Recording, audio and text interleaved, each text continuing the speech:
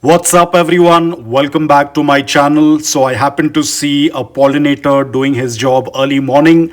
This is one of the cacti that had bloomed early in the morning, and immediately we had a pollinator doing his job. So I thought I'll talk a little bit about the pollination. There are three types of pollination. The first one is autogamy, the second one is Geitonogamy, and the third is Xenogamy. Now, autogamy is basically when the transfer of pollens are done from the anther to the stigma of the same flower on the same plant. So it is called as autogamy, but it is not autogamy in this case. However, you do see there is another flower on the left top corner. So it first visited that flower and then ended up on this flower. So this does not become autogamy, but it becomes Geitonogamy.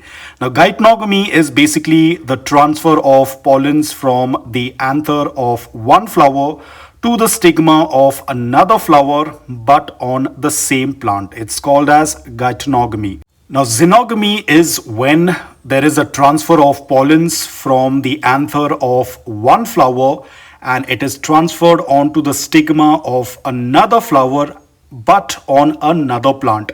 It could be the same species or it could be another species of cacti, but when the transfer is done from the flower of one plant to the flower of another plant, it is called as Xenogamy.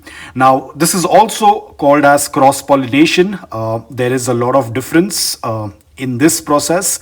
There is a high chance of a new hybrid being created or a new species that can spontaneously happen, as we have spoken about this earlier as well.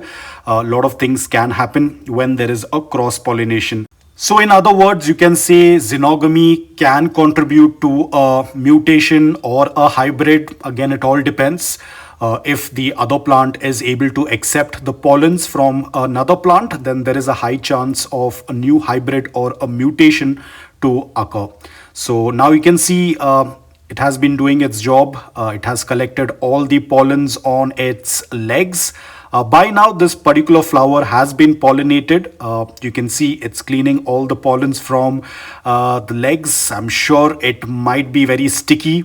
It is cleaning up all the pollens, and during this entire process, that's when the flowers tend to get pollinated. The next day, the flower was closed, which indicates that the pollination process was successful. Now, again, it all depends upon the plant species. It's not necessary that autogamy is going to work for all of the plants. For example, there are certain plant species. If I have to give you a very easy example, caladiums.